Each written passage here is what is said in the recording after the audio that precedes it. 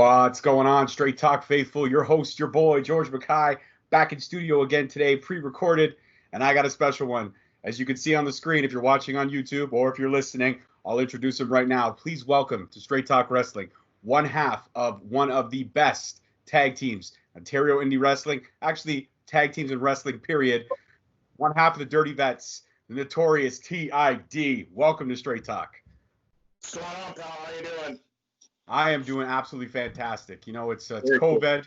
Schedules are opening up. I'm able to talk to people a little bit more. I got to say, being a podcaster right now, as you know from your history, when wrestlers have the time and everybody's got time, it's made my life completely easy.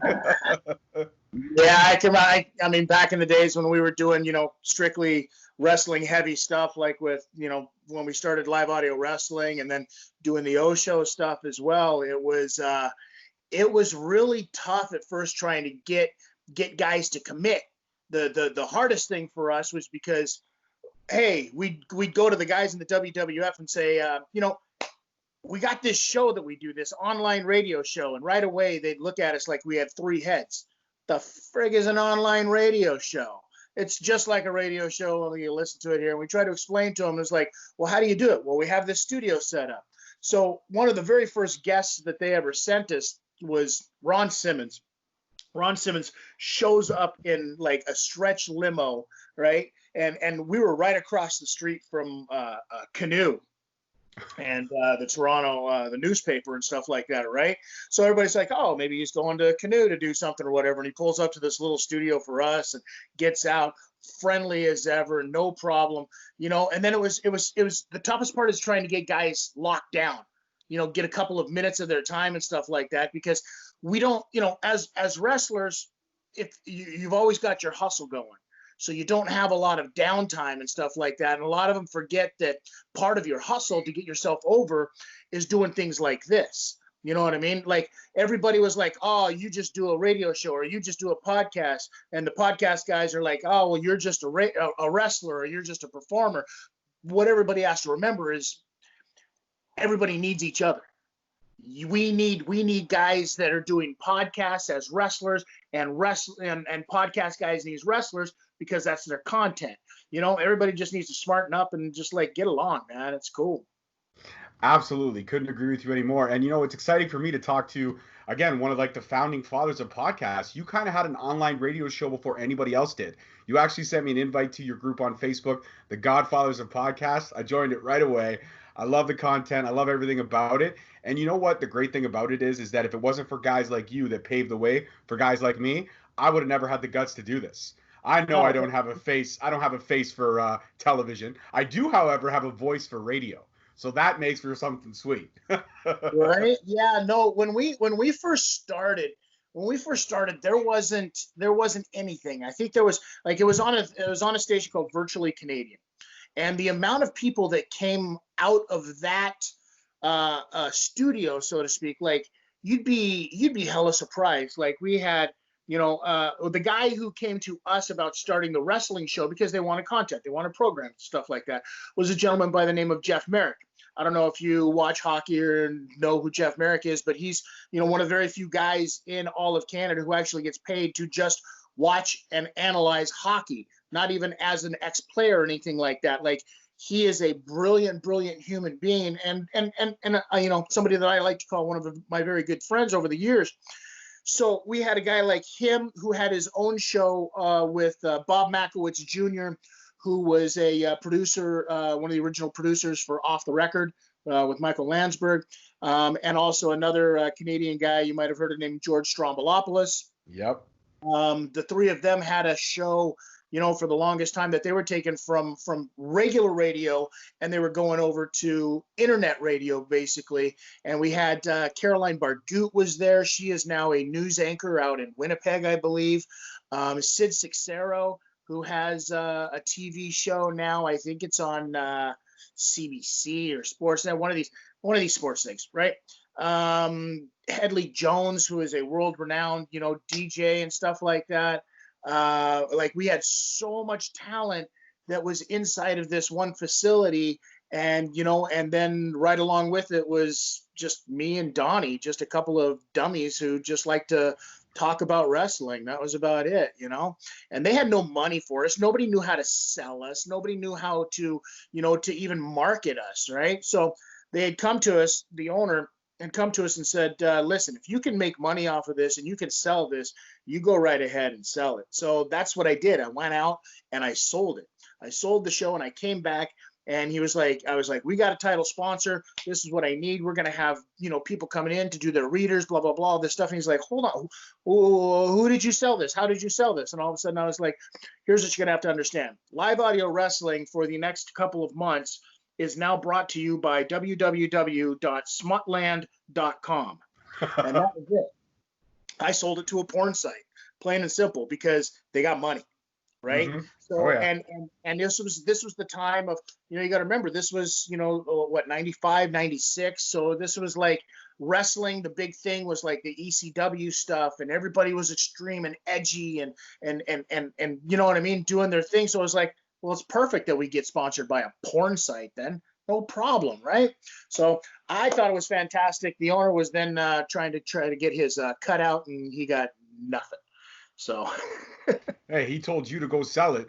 You found somebody, and you're right about the porn and wrestling thing went hand in hand, especially with ECW. They had Jasmine St. Clair on there for a few years. So right. Porn and wrestling does go hand in hand, because a lot of people who watch wrestling usually watch porn. So it works. Yeah.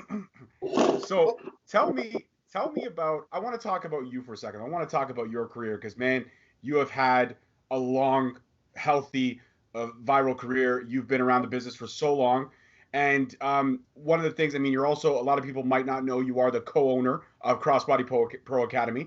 You and Ben Ortman's side-by-side partners there. And I had the privilege and honor of interviewing Ben way back. And he's the one, when I interviewed him, I came out to the show. I saw everything you guys were doing there, and I loved it. He invited me back. I kept coming back, and it flourished. The content there, the talent you have there, it's just ridiculous, man. You have literally some of the best talent in the world, not just Ontario, the world. Your venue is small, but it's intimate.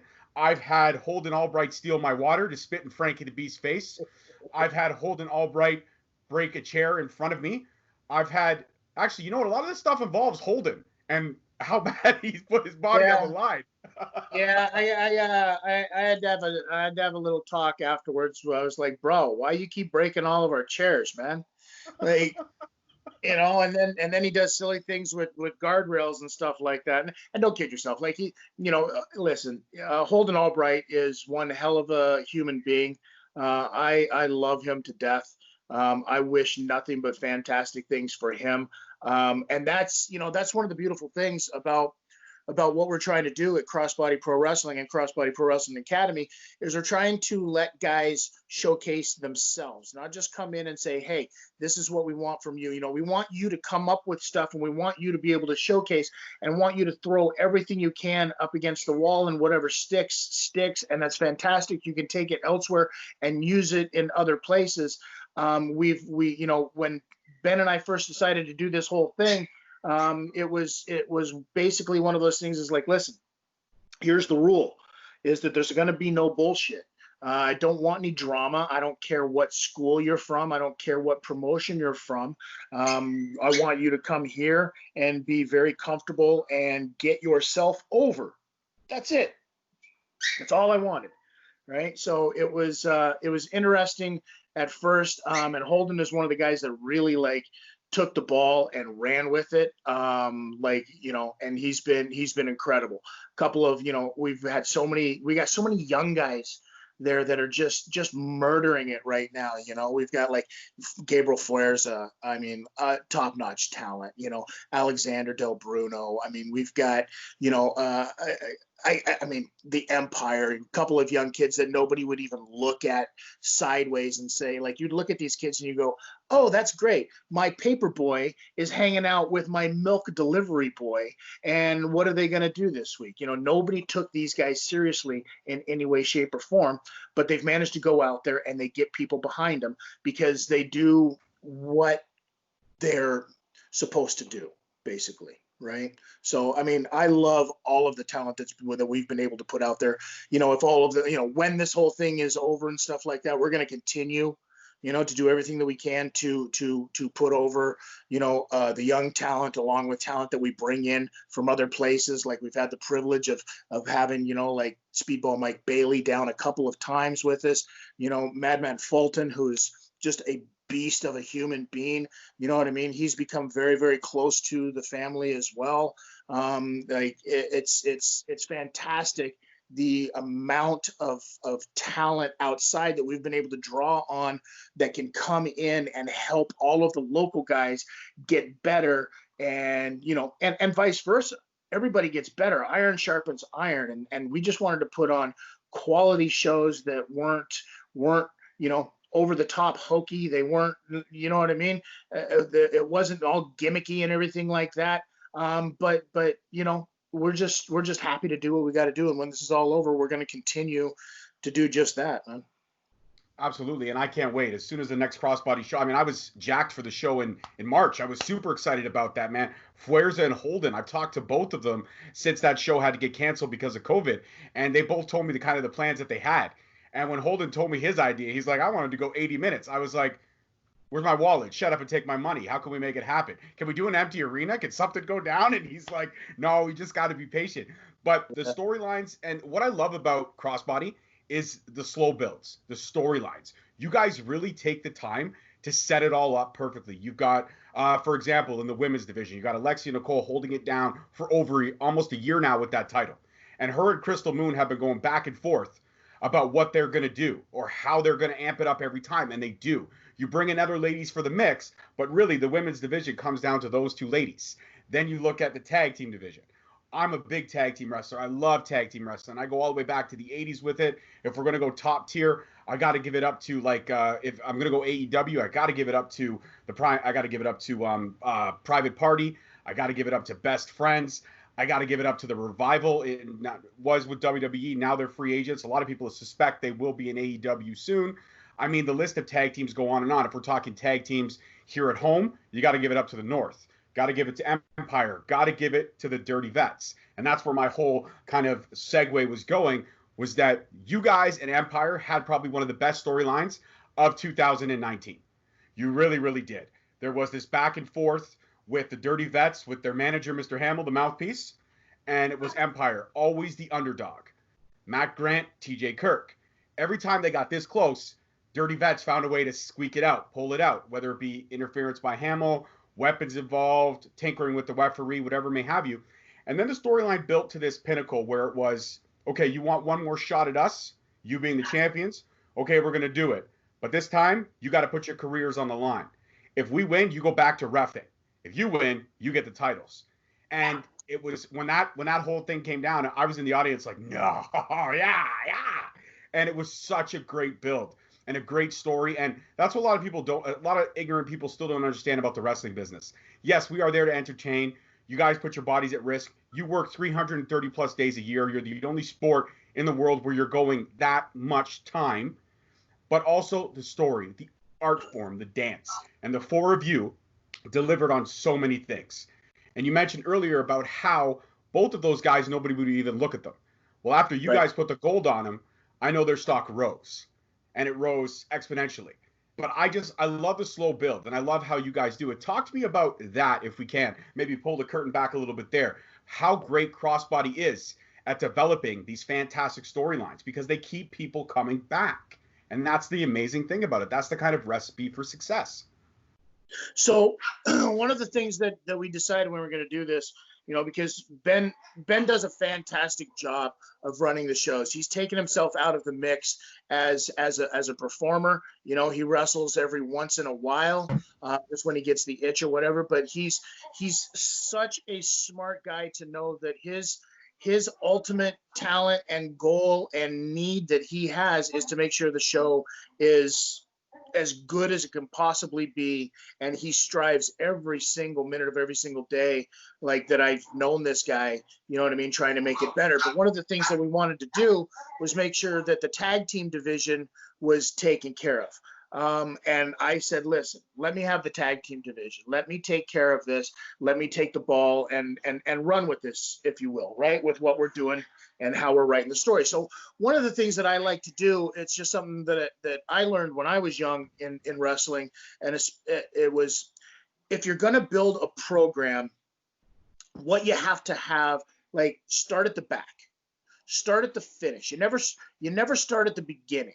Right? Like, okay, this is what I want to happen. How, I wanted to make sure that we had those belts, on Empire, so to speak, right? But how do you do that? Like, look at them. How do you do that? If I were to just go in there, I'm 6'5", 300 pounds. Uncle Custom is like, 5'4" and 700 pounds, It's not believable. It's not believable that, these two guys should be able to go out there and beat us like that, right? It doesn't make any sense.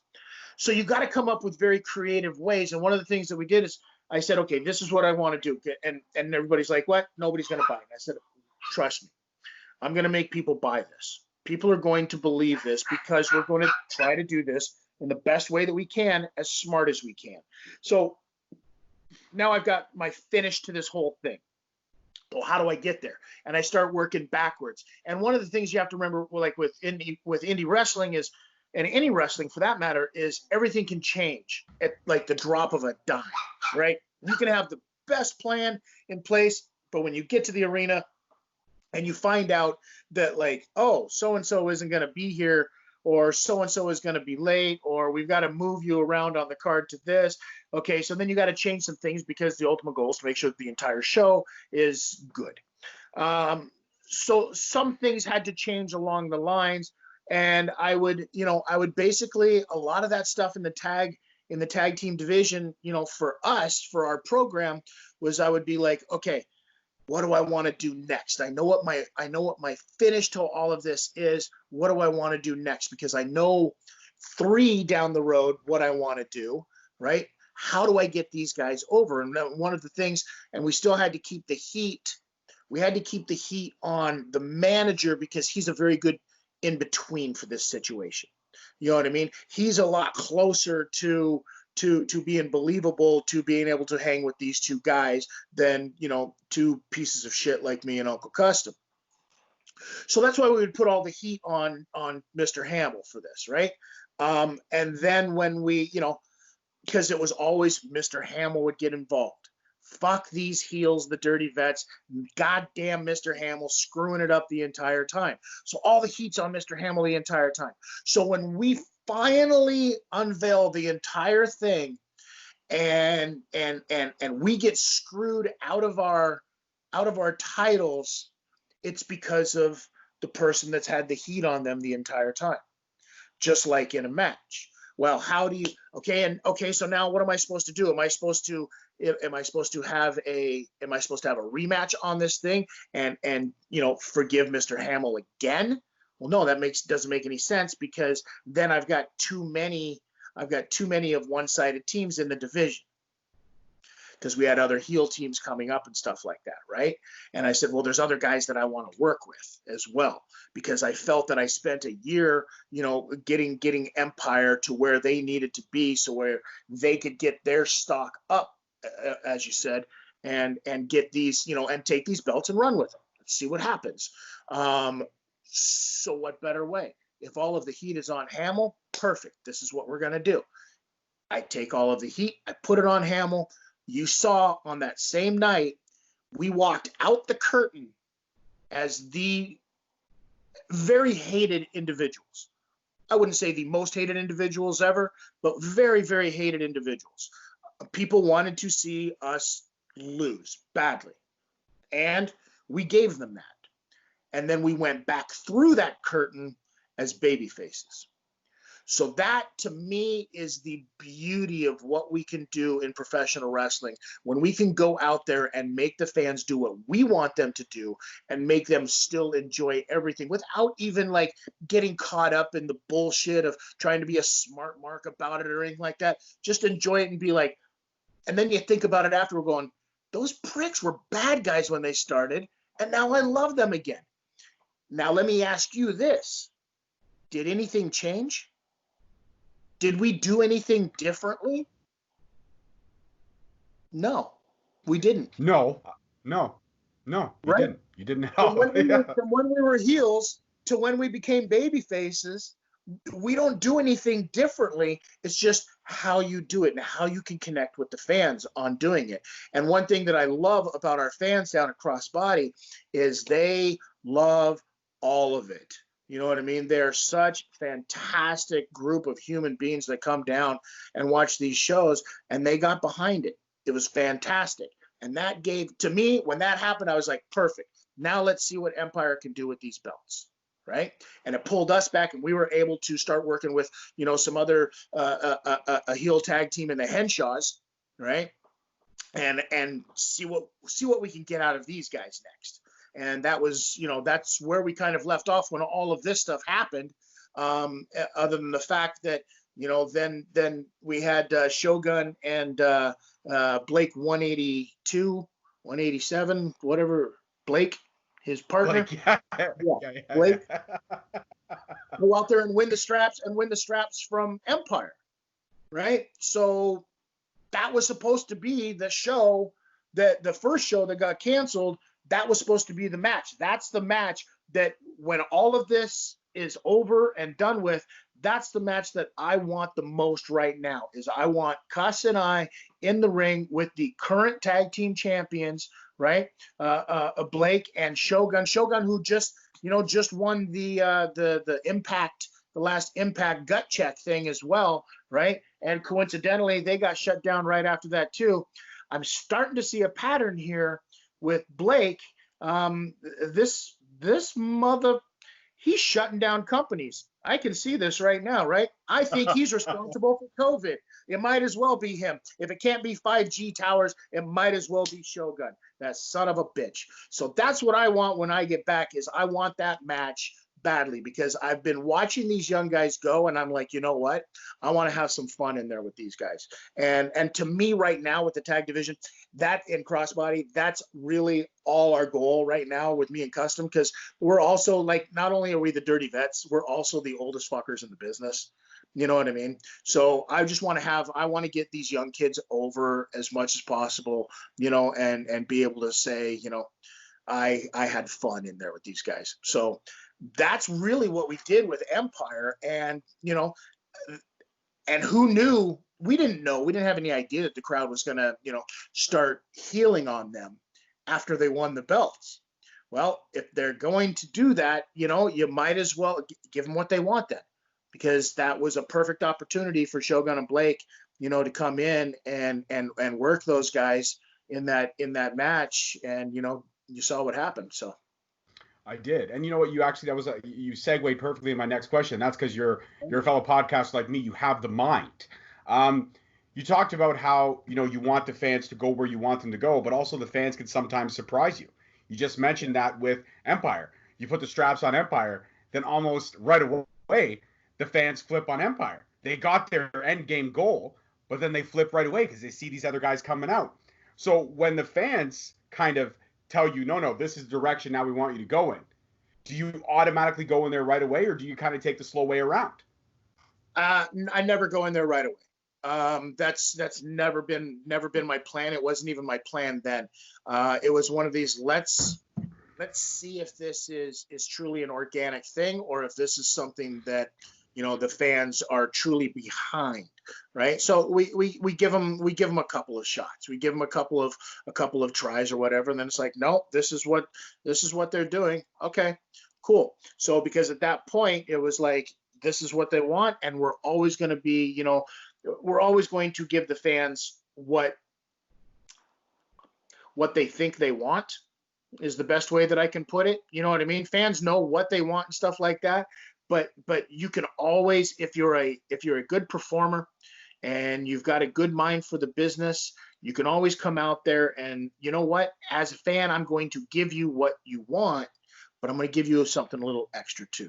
That thing that you didn't know that you wanted, or I'm going to pull the wool over, or I'm going to pull the carpet out from under you a little bit, or you know what I mean? And that's the beauty of what we do in pro wrestling. So, I mean, short form of your, yeah, we do listen to the fans.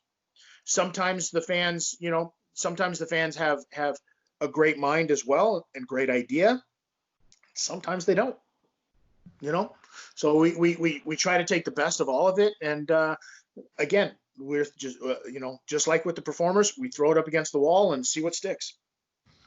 Absolutely. And it's funny that you mentioned that sometimes the fans have the right idea and the wrong idea, because sometimes the business lives and dies with the fans. Let's be honest. If we didn't have fans, we wouldn't be doing what we're doing. I wouldn't be talking to you because you wouldn't exist. And that's just the simple fact of the matter. In terms of, because you are so good at getting organic heat, whether it be positive heat or negative heat, you and Uncle Custom, because you've been around so long, you know how to gain that heat. You know how to do it steer it the way you want it to go. Has there ever been a point, because some fans, they just believe so hard, that has there ever been a point where a fan has crossed the line with you guys? Like, not to the point where a fist fight, but they've gotten up at you and you've just looked at each other in the corner and be like, that fucking guy in the corner, man. I swear to God. Oh, yeah. Very, very often. And I mean, fist fights have happened too. There's been no doubt about it. I can tell you a story. Like back in the day, I was working on a show, and the promoter had come up to me earlier in the show and introduced me to a couple of people and stuff like that. Cool, no problem. Some friends of his, a local guy, right? Big show, a couple thousand people at this show, and I was working with Honky Tonk Man, and we finished the matchup, and I'm going to leave, and fans are giving me shit and everything like that. Cool, no problem. And I get down from the ring and they're doing their thing, and some fans are like jaw jacking to me. And this one fan gets really, really close, and he's like chirping and yelling, blah, blah, blah. But then silently kind of says to me, he goes, "Let's work an angle." And I'm like, what the fuck are you talking about? At this point, I'm thinking to myself, is this one of the friends that I was introduced to, a friend of the promoter that I was introduced to earlier in the night? And now he wants to like get involved with the wrestling show or whatever. So it kind of pissed me off. And he said, "Yeah, let's work an angle." And he goes and gives me a shove. And I open hand slap this guy. And he's done, out cold. Just an open hand slap, but I cuffed him. He's out cold, laying there. And I continue. Honky Tonk comes out, chases me off. I leave. I go to the back. All of a sudden, the promoter comes out, and he's like, "What the fuck was that?" And I'm like, "You tell me. What's up with your friend?" He's like, "I don't have a clue who that guy was." I'm like, "Wasn't that one of the guys?" He's like, "No, that guy's sitting over with me. That was a fan that you just got into it with." Like, well, fuck him, I guess.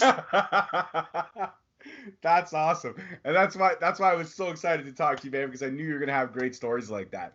But one thing I do see, a lot of times I've been at Crossbody, and this is a kudos to you, I see the respect factor that you guys carry, because you are the veterans of the business there at Crossbody. You've been around, you've seen so much, but I also see the way you take the time. Like, I've been there before the shows are open to the fans. I've seen how the kind of internet's working there, if you will, inner workings, that's the word, of how things go. But I always see you and Uncle Custom, when you guys walk in, "Hello, how are you? Hey, what's going on?" And people will stop you, ask you a question, maybe ask you about their match, and you'll sit there and you'll work with them. Even though you got to plan your own match, you'll take the time with everybody in the room to kind of give them a little bit of advice. Do you find yourself more, as you get into the later years of your career, find yourself more on coaching and guiding? I mean, I know you probably did that your entire career, but do you find yourself more focused on that than you do on the matches themselves? Because your matches are polished. I'm not going to kiss your ass. You are. You got you and Uncle Custom. You guys are fantastic. You scare me sometimes when you walk out. Your theme song scares the crap out of me. And the fucking bullets. I'm like, holy shit! All right, it's the vets. They're coming. But do you find yourself more as a coach and a guider now than you did maybe in your early years? Yeah, 100% I do. Listen, I'm never going to be one of these guys that tries to believe that he's going to have a never-ending career or anything like that. I'm never going to be that guy. I'm always going to. So I get it. I'm at the point now where the only thing, as performers, the only thing you have left to give at the end of it all is what you've learned. And so my ultimate goal right now, that's why I agreed to start teaching again. That's why I agreed to open up the gym with Ben. And my ultimate goal is just to make sure that every bit of knowledge that I can give to these guys, I do, because at the end of the day, when I'm gone, anything that I keep with me is just useless. And I'm a selfish son of a bitch if I don't pass it on to somebody, because that's how this business is supposed to be. You're supposed to take what you learn from the people before you and then pass it on to the people after you. And that's that. I was very fortunate to be able to have that happen with me, and then with my career, you learn a lot of things along the way. You see things a little bit differently. The business itself obviously changes, so you have to be able to adapt with it, and you also have to be able to see what is coming down the pipe. You know what I mean? To see kind of where the business is going. So if you can do that, and then you can take all of your knowledge that you have and you can pass it on and make it so that somebody else can use it, because I mean, listen, that's really what all of our legacies are, is who we can leave our knowledge to, our children in the business, so to speak. And I look at anybody who's, been in the business a minute less than me. I owe it to them, to try to tell them what I know, because there's some things that you learn along the way because nobody told you. So if I had the ability that somebody would tell me some of these things back then, I probably wouldn't have made some of the stupid ass mistakes in the business that I did. So I want to take that kind of stuff and be able to pass it on to the next generation, and they're going to do stupid things anyways. And then they're going to take all of that stuff and compress it down and pass it on, hopefully, to the generation after them after I'm long gone. That's how the business works. That's how it progresses. And that's how it stays going and is fantastic as it is, because you know as well as I do, professional wrestling's been around for a long, long time. And I predict that it's going to be around for a long, long time to come because of that.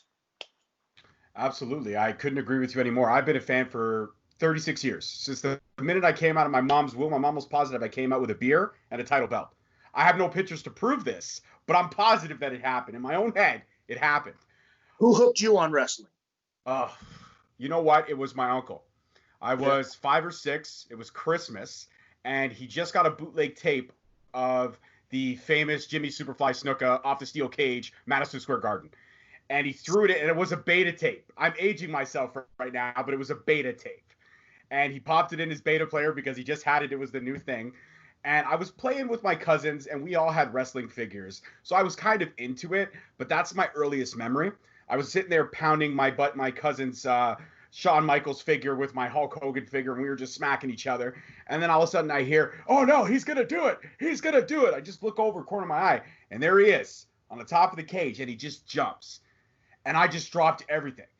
And I just stared in awe. And then my dad was like, oh, I missed it. Can we watch that match again?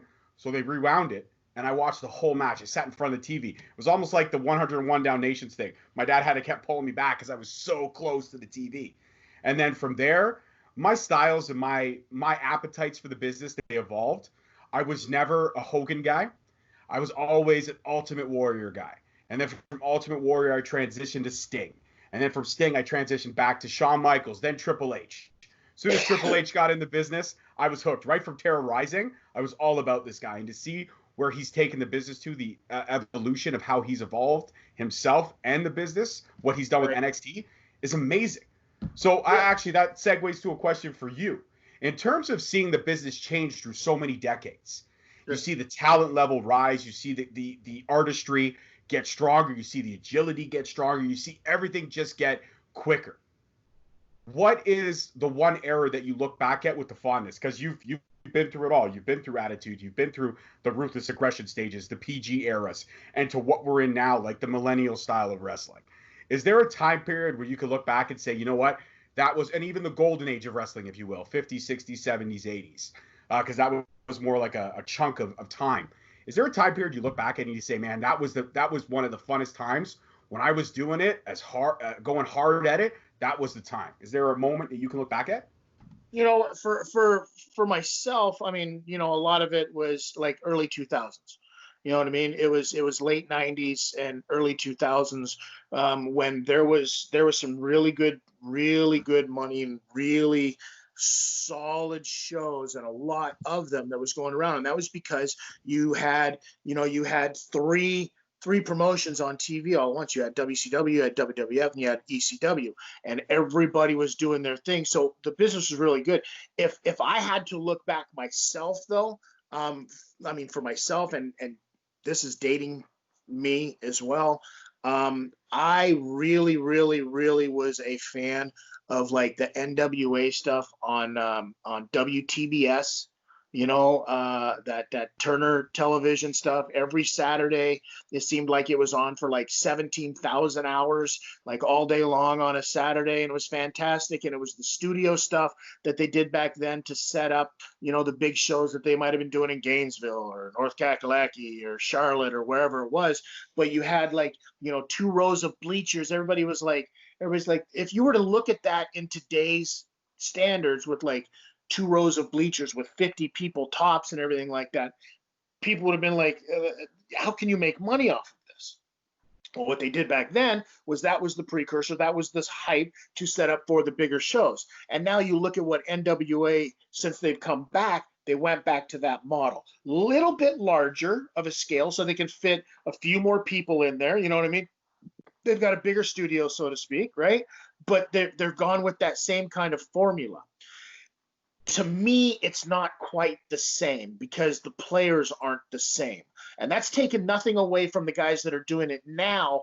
It's just the guys that did it then was so special to me because, you had your Magnum TAs, you had your Nikita Koloff, you had your Dusty Rhodes, you had your, the Midnight Express, the Midnight Rockers, you had, the Rock and Roll Express, you had everybody came through there. And that really was like the catalyst and the trampoline, so to speak, for everybody else, after they left there. And it's like, I remember that guy from then. I remember that guy from then. So that to me was that golden age, of because that was what got me to watch things like WCCW out of Texas, the Portland stuff, right? Don Owens Portland stuff out of Portland, Oregon. They had like Iceman King Parsons and Leaping Lanny Poffo and and Hacksaw Buzz Sawyer and all of these guys. And growing up in Las Vegas, I was fortunate enough to be able to go to the Showboat every couple of weeks whenever I could afford it as a kid, and see the AWA stuff back then too. So, I think the business changed when it was such a TV heavy product, and just the production of it changed from a wrestling show to a TV show. Right? You grew up in that time when the wrestling was this big, huge spectacle, so to speak. Yeah. Whereas I grew up in this time where it was still this smaller kind of intimate thing, unless you went to the shows live. You guys were given the privilege of being able to see all of this stuff, the bigger stuff, on TV, whereas we had to go there in person and sit in these crowds to see these big things. And to me, that was my golden age that I loved so much. I have an homage and an appreciation for NWA in my heart.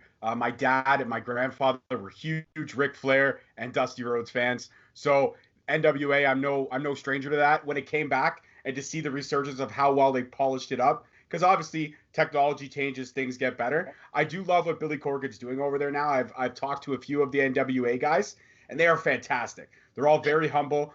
Sienna, Thunder Rosa, Zicky Dice, D-Man Parker. You were supposed to have him at your show in March. They're all fantastic talents. And I want to actually ask this question, because now we're kind of in a strange period in wrestling where a lot of this empty arena stuff and these cinematic matches are becoming the norm, because that's all we can really do right now. If COVID stretches out longer than what it is, and I hate to talk it up because I just want to get back to a show. I want to get back to a Crossbody show, then a Destiny show, then a Barry show, then an Alpha One. I just want to hit them all. I want to hit them all, Greektown, everybody. But in terms of that, have you and Ben kind of discussed a plan? And if this is too forward of a question, no problem, we don't have to answer. But have you discussed a plan on if COVID does kind of keep things going till the end of this year? Is there a possibility we may see some live stuff on YouTube, Crossbody stuff, empty arena type stuff? Has there been any discussion about possible backup plans? We have had discussions between us about this kind of stuff. We do have some ideas that we'd be able to do, but at this point, we don't know. We can't implement anything until we're allowed to. You know what I mean? We're never going to go against the government. We don't have the kind of money to pay those kind of fines. I'm just not down with it. But yes, we do have some ideas, some things that we are going to be doing in the works, some very exciting things that we've got coming up. It's just a matter of, like, trust me, as soon as that report comes out, like every report that comes out, we're looking at them. As soon as that one came out, where athletes are allowed to train again, I was like, well, I need to see this. Okay, what's it entail? And of course, what we do doesn't apply there. So we're still in the waiting game, right? So yeah, you have to have a plan in place. If you don't have a plan in place, all of a sudden, like, we could wake up tomorrow and the premier or the president, wherever you are, has changed his mind and the rules have changed, and now all of a sudden, boom, you can go back to it, as long as you've got these kind of protocols in place. If you don't have those protocols in place, or at least an idea on how to get them in place, then you're never going to be able to pull it off. You know what I mean? You're just going to be going, you're going to be waiting again, because you got to get them in place before you can go. So our stuff is ready to go. We are 100% ready to go. As soon as this is lifted, it'll be, a matter of minutes after that you see some really cool announcements of what we're going to be doing over at Crossbody. And as I always do, I will share away, because I am a faithful Crossbodyan. I have been down since the first time I met Ben.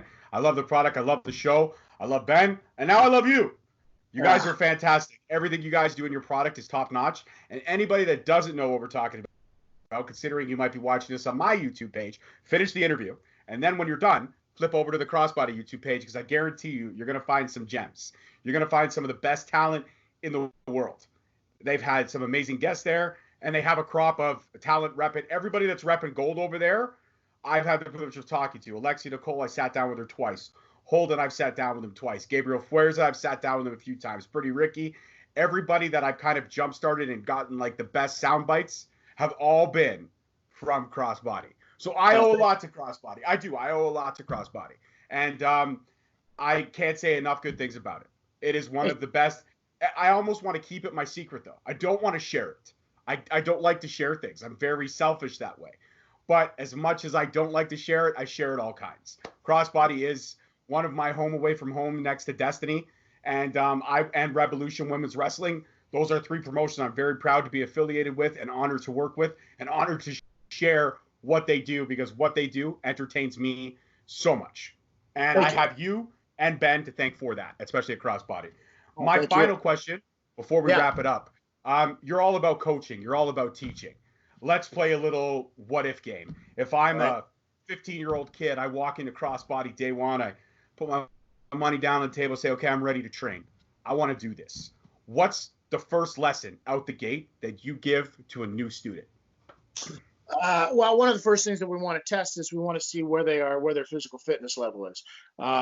15 might be a little bit young, and I would probably persuade somebody to come back at a later date, because, their body isn't growing. It's not done growing yet. They're still going through stuff. They're very rubbery. They're going to think they're going to be able to do some things, but they don't understand the repercussions of it later on down the road.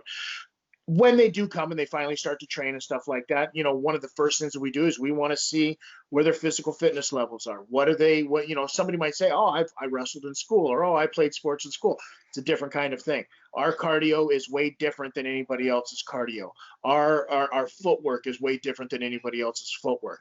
I can teach you how to do all of those things, but the one thing that I want to know is I want to know where your heart is. So I'm going to push you through some paces, through some exercises that we do, for our cardio, for our wrestling stuff. But I'm going to push you, not because I want to see you suffer, not because I want to see you puke, not because I want to, see if you can do all of these things physically. What I want to see is I want to see if you can handle this mentally, because it's 90% mental what we do in the wrestling business. The physical stuff can be taught. You can learn how to do all of those kinds of things, but you've got to have the mental. And that's really the process behind getting some of these exercises that we do, is to see if you've got the mental toughness to keep going when your body says no and your brain says yes. Wow. Well, I know for one thing, I love watching what you guys do, but I know I can never hang my hat in the ring. And if I did, I'd have to have a weapon, and it would have to be it would have to be a spiked baseball bat because it's always been my dream to hold a spiked baseball bat. Is that wrong to say? I don't know. Not at all. Notorious TID, it was an absolute honor to speak with you today. I'm so excited. I can't wait for Crossbody to return. I can't wait to see you again. First time I see you, I got to get a picture. I got to get one of those sweet Dirty Vet blue ribbon patch shirts. I got to do it up big time. I got to get an autograph from you and Uncle Cussin to hang on the studios so I can add it to my proud collection.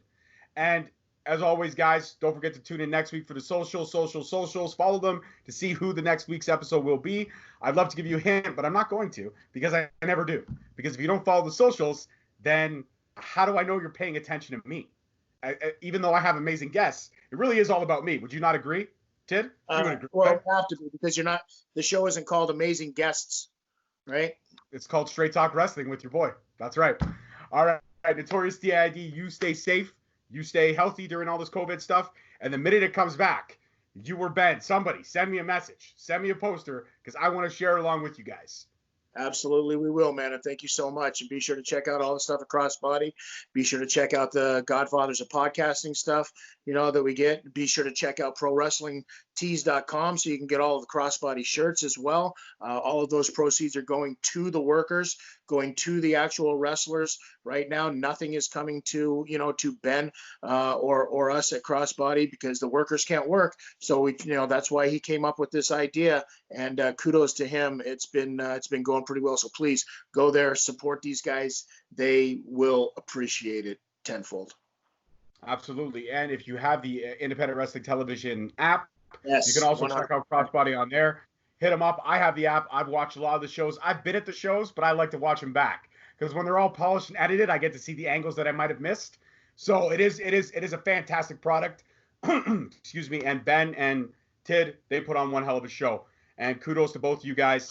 As always, I'm your host, your boy. We're with Notorious TID, one of the Godfathers. I feel like the torch has been passed right now. It's like the podcast. It's like the old vet is passing on to the young buck. Of course, I'm almost 40, so I'm not really that much of a young buck. But I'll keep it in my dreams. As always, guys, I'm your host, your boy. Take care. Peace, love, and wrestling. Talk to you guys next week. Take care, Tid. Peace. Later. Thank you for listening. Tune in next week for another episode on Spreaker, Stitcher, Spotify, iTunes, Google Play, and iHeartRadio. Also follow us on Facebook at Straight Talk Wrestling, on Instagram at Straight Talk Wrestling, and on Twitter at _Straight Talk. And for all our merchandise, you can search us on ProWrestlingTees.com.